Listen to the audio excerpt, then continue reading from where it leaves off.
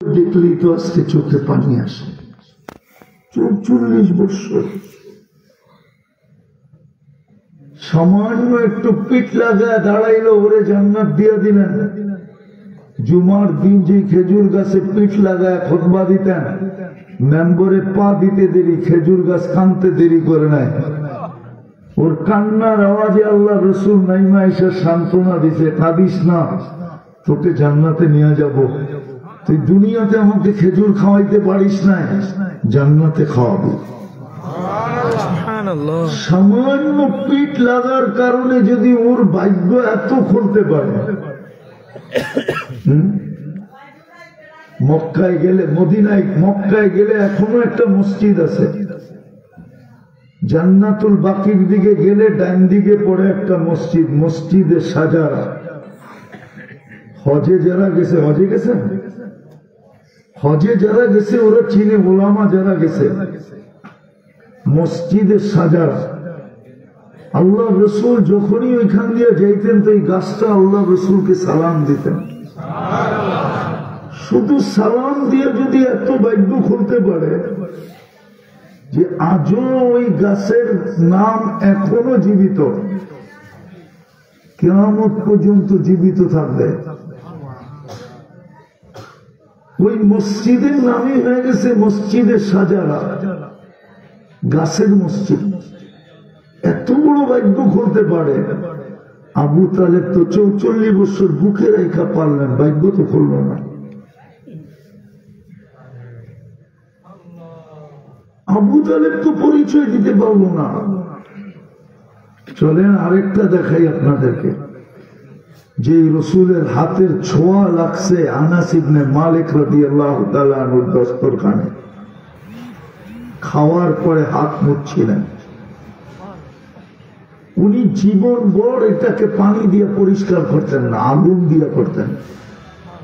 আগুনে নিক্ষেপ করতেন, আগুন ময়লাকে ছাই বানায় দিত। উনি বাহির করে ঝাড়া দিতেন, ফকফকে হয়ে যেত। বন্ধুরা ওনাকে জিজ্ঞেস করতে, এই জাদু কোত্থেকে শিখলি? এটা জাদু না, আল্লাহ রসুলের হাতের ছোঁয়া। ওই 2 হাত দিয়ে চাচাকে কবরে নামাইছেন।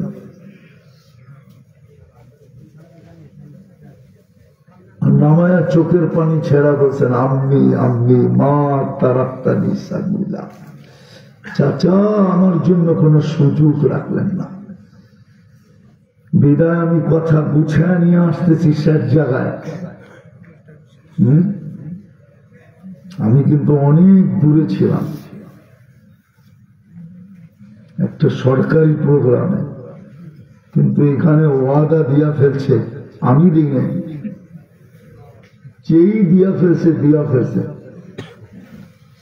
এই জন্য কিন্তু আমি এখান থেকে ছুটে আসছি, আমি আসার ছিলাম না। আমাকে অনেকবার এখান থেকে ফোন দিছে, আমি জানি না।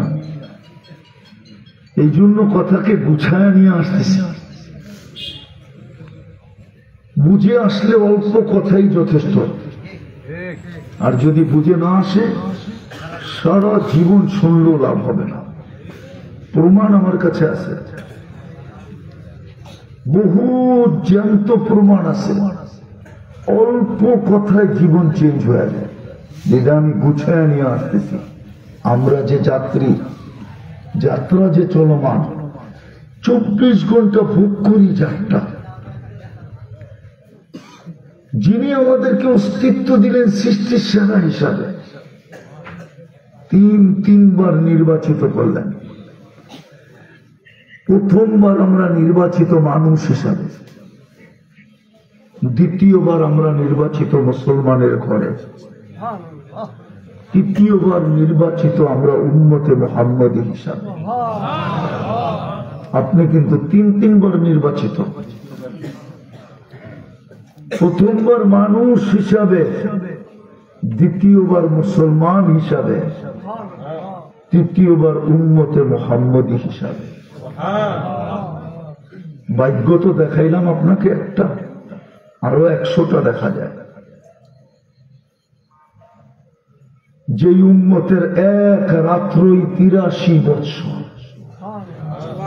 কন্টিনিউ যদি কেউ 83 বছর দৌড়াইতে থাকে, তো যেখানে না পৌঁছবে এই উম্মতের এক ব্যক্তি এক রাত্রে এর চেয়েও আগে যে পৌঁছবে। অতীত উম্মতের 83 বছরে যেখানে না পৌঁছত 24 ঘন্টা ইবাদতের মাধ্যমে এই উম্মত এক রাত্রে এর চেয়েও বহুত আগে পৌঁছবে। নাইলে আল্লাহ খায়ের কেন বলল? খায়রুম মিন আলফি শাহর। যদি 83 বছরই হইতো তাহলে খায়ের বলার দরকার ছিল না। খায়ের অর্থ এটা আপনারা বুঝবেন না, হুজুররা বুঝবে। একটু খায়েরই ভেঙে দিতেছি। খায়ের এই জন্য বলছেন, যেই 83 বছরের ইবাদতের সওয়াব পাবে, ওই 83 বছরের ভিতরে তো আরো 83টা লাইলাতুল কদর থাকবে না? থাকবে না? ওটার ভিতরে আরো 83, ওটার ভিতরে এটাতে আমাদের ভাষায় বলে তাসালসুল। এই জন্য আল্লাহ এক শব্দে বলছে খায়র। কি বলছে? খায়রুম মিন আলফি শাহর। এই জন্য আল্লাহ খায়ের শব্দের ভিতরে ঢুকায় দিছেন। কত বড় ভাগ্য আপনার। আসেন এখন শেষ কথায়, প্রস্তুতি কতটুকু? প্রস্তুতি যদি নিত তো আমার যুবকরা নেটে দেখা চুল কাটত কেন? প্রস্তুতি যদি নিত তাহলে আমার সমাজের যুবকরা, যুবতীরা 14 তারিখ উদযাপন করত কেন? যদি প্রস্তুতি নিত তাহলে কালকে সোনার গায়ে 31st নাইট উদযাপিত হবে কেন?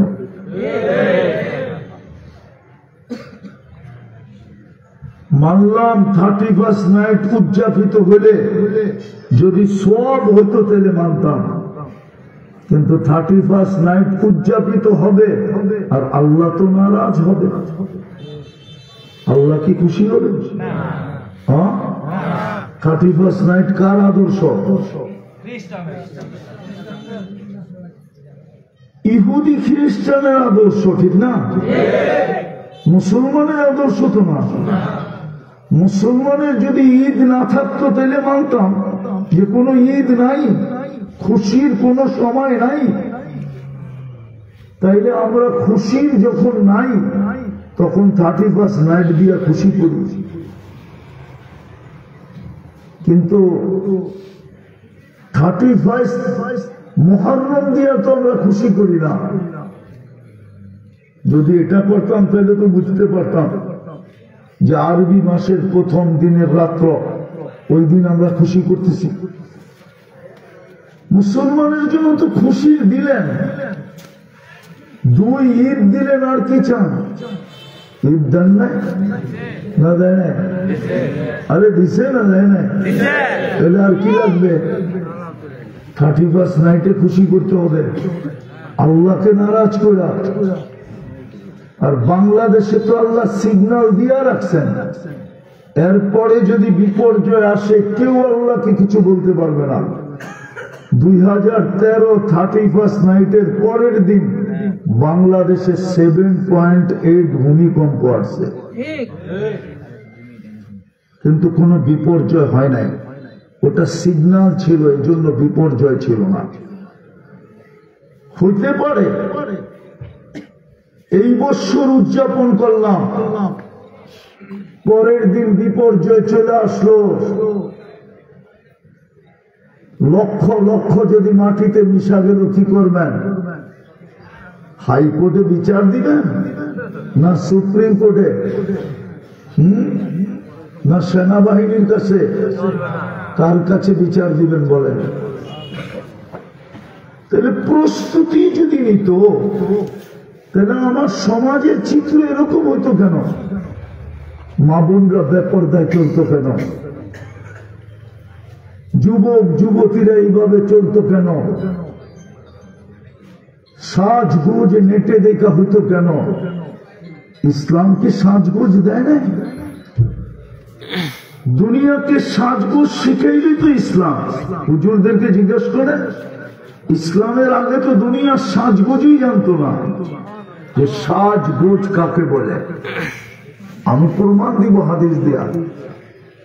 আল্লাহর রসুল ডাইরেক্ট সফর থেকে বাড়িতে আসতেন না, মধ্যখানে কোথাও অবস্থান করতেন, বাড়িতে খবর দিতেন যেন মা বোনরা সাইজা গাইজা এতটুক পরিপাটি হয়ে রেডি হইতে পারে যে পুরুষ ঘরে ঢুকতে দেরি, দেখতে দেরি, গালে গাল লাগতে যেন দেরি না হয়, গলায় গলা লাগতে যেন দেরি না হয়, বুকে বুক লাগতে যেন দেরি না হয়। আগেরটা বললাম না। ইসলামে তো শ্বাস শিখেছে, জিজ্ঞেস করে বুখারী শরীফে আছে, কারণ বলে বেলা দিছে যে কেন ডাইরেক্ট সফর। এখন তো মোবাইলের যুগ, জানে আপনি আসতেছেন, তখন তো মোবাইলের যুগ ছিল না, হুকুম ছিল ডাইরেক্ট বাড়িতে যেও না, আগে কোথাও অবস্থান করো, খবর দাও, ওরা সেই জায়গায় যা রেডি হোক। ইসলাম তো দুনিয়াকে সাজগোজ শিখাইল। আজকে এই সাজ কেন নেটে দেখে সাজতে হবে? বিদায় প্রস্তুতি কতটুকু, কালকে এই চেহারাটা দেখাবো কি করে? চলে তো যেতে হবে। হুকুম তো দিলেন গুছায় আসো, মানুষ হিসাবে পাঠাইলাম, তুমি মানুষ হিসাবে আসো। মানুষ হিসাবে আসলেই মূল্যায়ন হবে। মুসলমানের ঘরে অস্তিত্ব দিলাম, মুসলমান হিসাবে আসো। এই জন্যই তো কোরআন চিৎকার দেয়, ওয়ালা তামুতুন্না ইল্লা ওয়া আনতুম মুসলিমুন। মুসলমান হওয়া ব্যতীত আসো না, মুসলমান হিসাবেই এসো। উম্মতে মুহাম্মদী তোমাকে অস্তিত্ব দিলাম, উম্মত হিসাবে আইসো। এই জন্যই তো কবরের প্রথম সুয়াল যেটা, মৌলিক সুয়াল যেটা, কবরের মৌলিক সুয়াল একটা, একটায় পাস তো বাকি দুটো পাস, একটায় ফেল তো বাকি দুটায় ফেল। ইমাম বুখারী রাহমাতুল্লাহ আলাইহি লিখছেন, কিতাবুল জানায়েজে আছে, প্রথম মেইন প্রশ্ন হলো এটা, মা কুনতা ফি হাযার রাজুলি মুহাম্মাদিন মা কুনতা তাকুলু। তুমি দুনিয়ায় থাকাকালীন কার আদর্শে আদর্শবান ছিলা বলো। এই ব্যক্তির আদর্শ দেখায়া বলবে, এই ব্যক্তির আদর্শে আদর্শবান ছিল কিনা বলো। যদি আদর্শবান থেকে থাকে তাহলে শুধু বলবে না, দুজনই হাসবে, এও হাসবে উনিও হাসবে। প্রশ্নকারী হাক্কা বাক্কা খায়া যাবে, যে দুজনই হাসে কেন? তো বলবেন হাসে কেন জানো? যদি আদর্শে আদর্শবান নাই হতো তাহলে আগে দেখা কেন হতো? মনে হয় বোঝেন নাই। দুনিয়াতে দেখা কেন হতো? এই জন্যই তো ওলামা বলে যে একবার আল্লাহ রসুলকে স্বপ্নে দেখছে, ওর চিরদিনের জন্য ভাগ্য খোলা গেছে। একবার যে দেখছে, একবার যে দেখছে, ওর চিরদিনের জন্য ভাগ্য খোলা গেছে। এই দেখাই ওইখানে প্রমাণ হবে।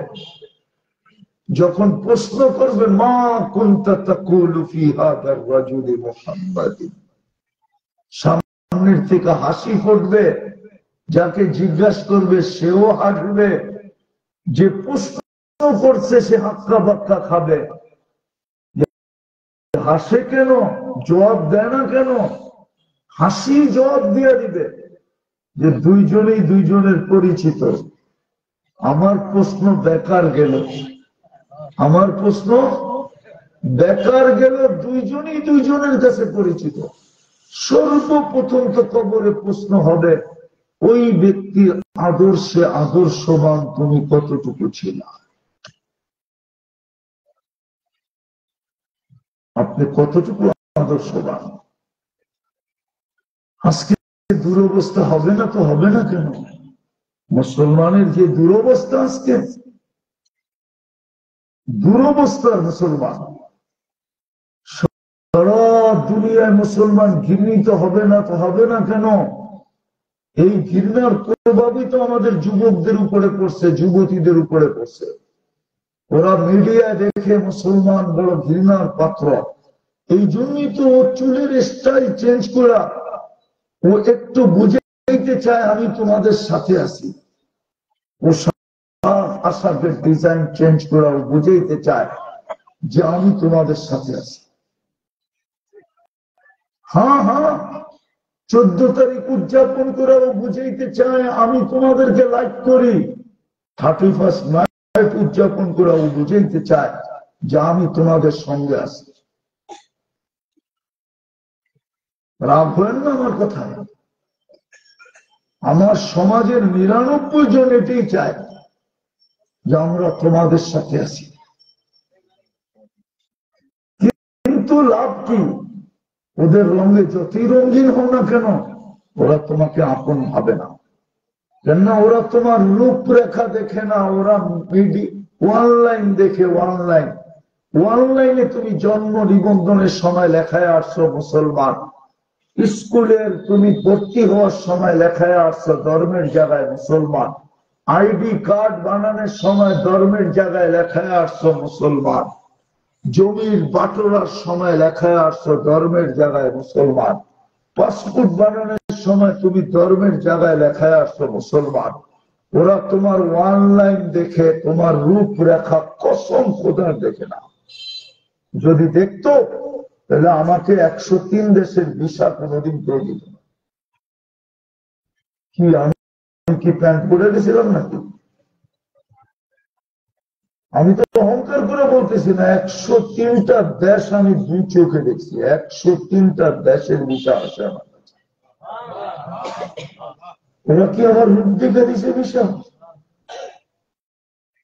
ডেলি তো শত শত পাসপোর্ট যায় আমেরিকান এমবেসিতে।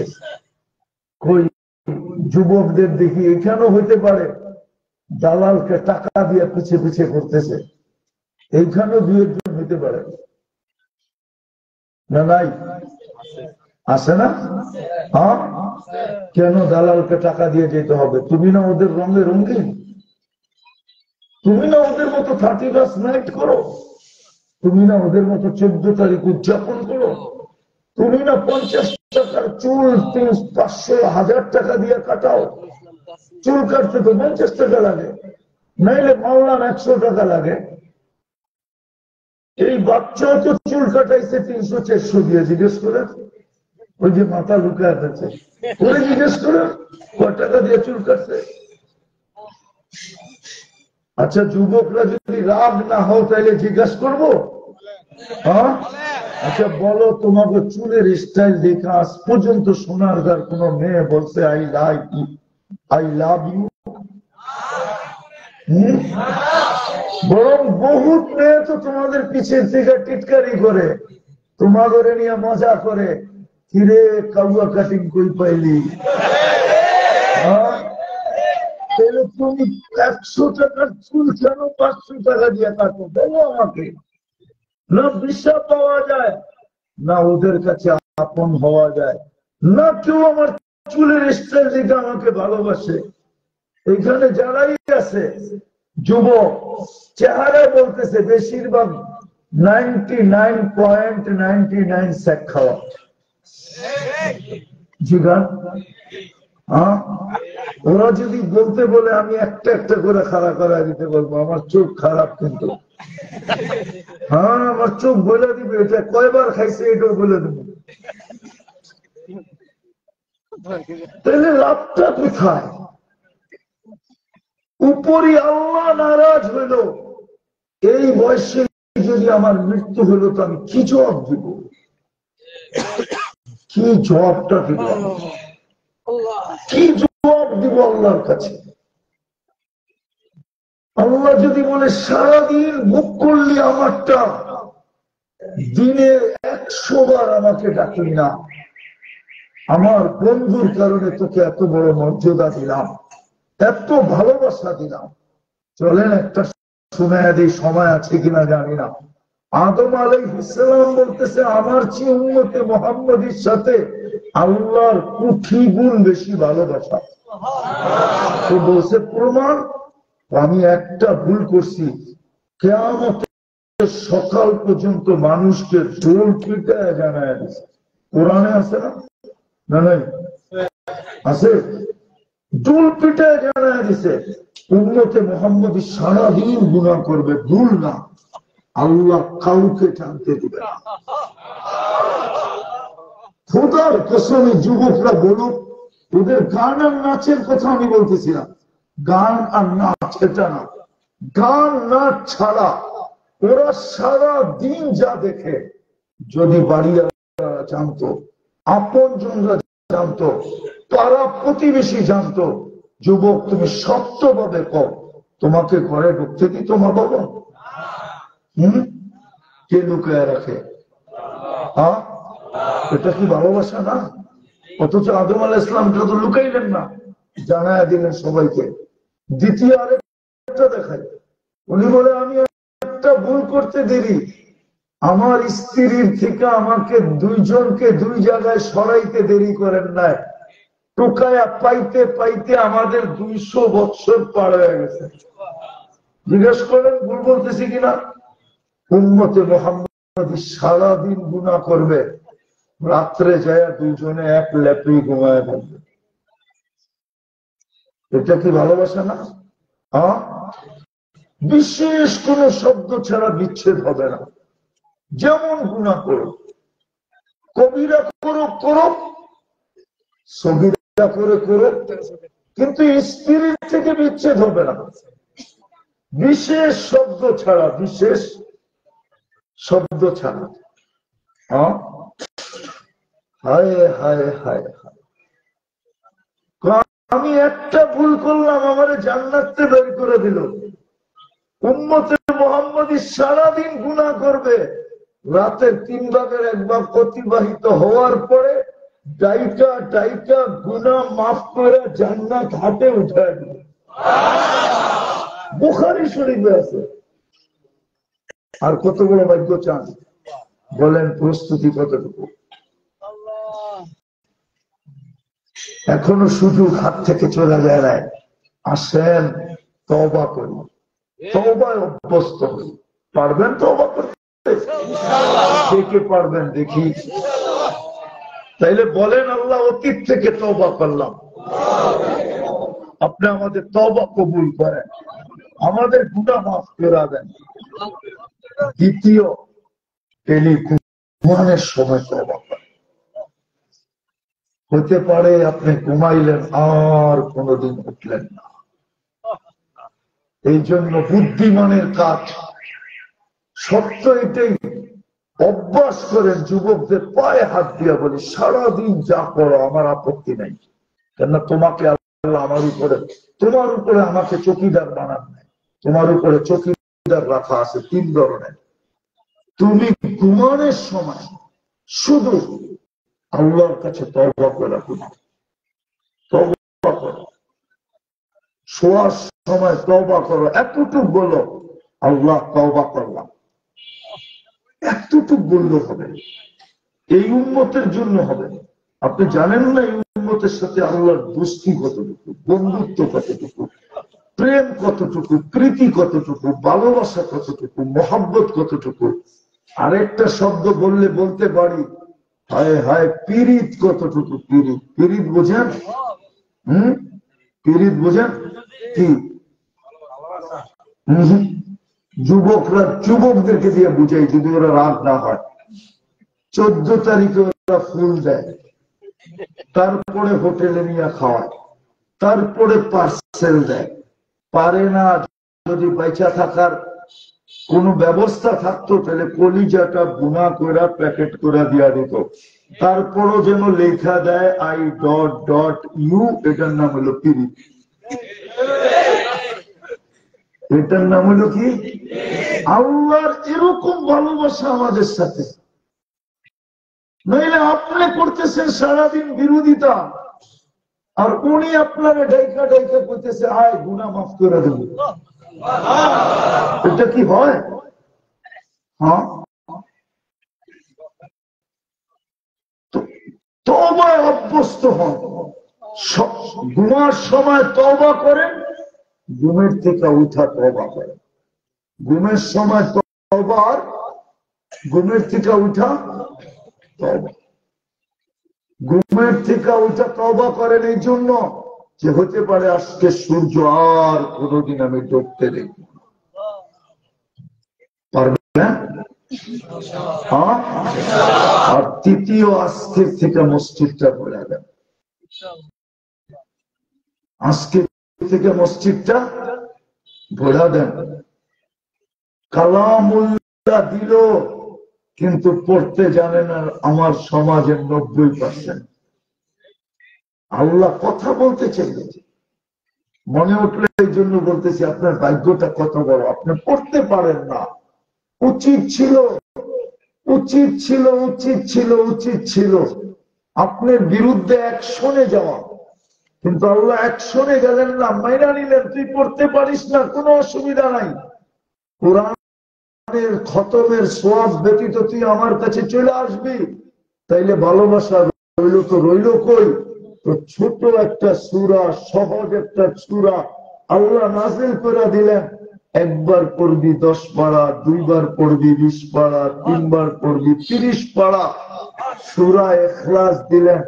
আপনি পড়তে পারেন না, কোরআনের খতমের সওয়াব ছাড়া চলে যাবেন। এই জন্য আল্লাহ ভালোবাসা আপনাকে, ভালোবাসা সূরা ইখলাস দিল যে 3 বার ডেলি পড়, প্রতিদিন তোর নামে 1 খতম কোরআনের সওয়াব লেখা হতে থাকবে। 65 দিনে 365 খতম। কিন্তু রাগ হয় না, বলেন তো এই নিয়তে এখানে কে ডেলি আর 3 বার পড়ে? মাশাআল্লাহ, 3 বার পড়বো না, পড়ি